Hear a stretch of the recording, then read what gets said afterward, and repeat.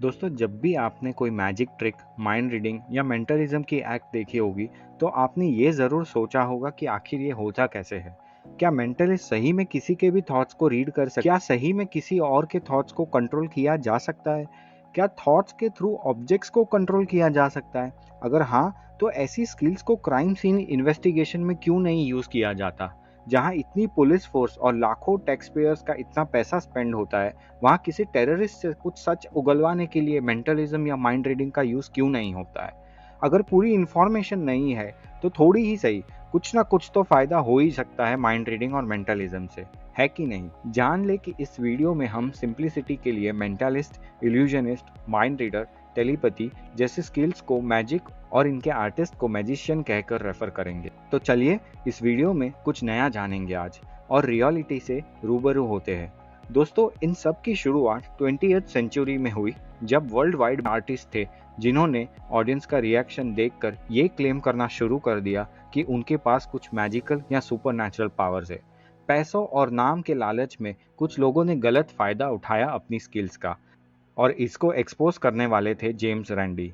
Randy खुद एक बहुत ही कामयाब मैजिशियंस थे, और उनके हिसाब से magicians are the most honest people in the world, because they tell you they are going to fool you and they do it.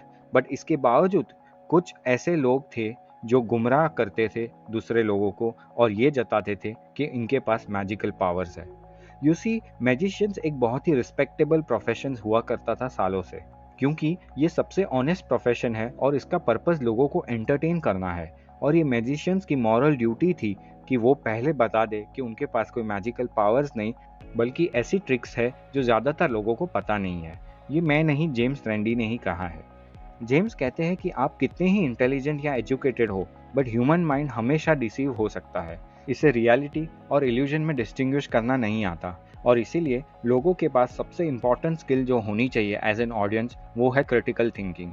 जिसका मतलब ये है to ask the right kind of questions. Just because आपको कोई trick समझ में नहीं आती है, इसका मतलब ये नहीं है कि आपने जो देखा वो सच है। जेम्स ने अपनी लाइफ एक मैजिशियन होने के बाद एक साइकिक डिबंकर की तरह बिताई। ऑल्दो वो खुद को इन्वेस्टिगेटर या एक स्केप्टिक ऑब्जर्वर बुलाना ज़्यादा पसंद करते थे, उन्होंने यूरी गैलर जैसे बड़े मैजिशियंस को एक्सपोज किया।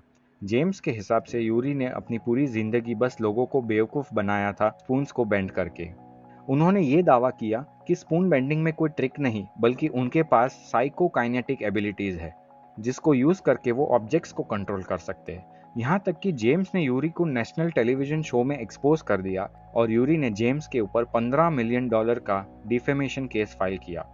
जेम्स ने ऐसा बहुत सारे लोगों और बहुत सारे मार्केट के प्रोडक्ट्स को एक्सपोज करने के लिए किया, क्योंकि उनके हिसाब से इन चीज़ों से लोगों का सिर्फ फाइनेंशियली नहीं, बल्कि फिजिकली भी नुकसान होता था। जेम्स को इतना यकीन था अपने आप पे कि कई बार वो स्टेज पे माइक के जगह ट्रिमर और स्पेक्टेकल्स विदाउट ग्लासेस लेके जाते थे, सिर्फ अपना पॉइंट ऑफ व्यू प्रूव करने के लिए कि हम ह्यूमंस फास्ट प्रोसेसिंग के चक्कर में कितने ज़्यादा अजम्पशंस करते हैं।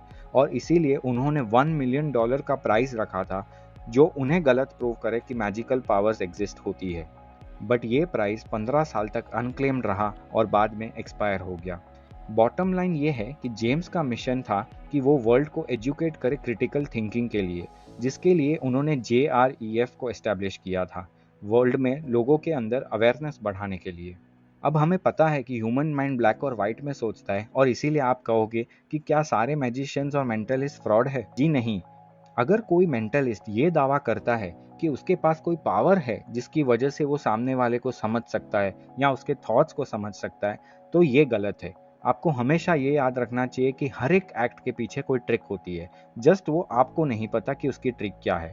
और आज के मार्केटिंग वर्ल्ड में, जहां मार्केटिंग एड्स इतनी एडवांस और हाई कॉस्ट की है, वहां मजबूरन डिसीव होना तो ह्यूमन टेंडेंसी का पार्ट है। और इसीलिए क्रिटिकली सोचना और अपने ऑब्जर्वेशंस पावर को स्ट्रांग बनाना बहुत ही ज़्यादा ज़रूरी।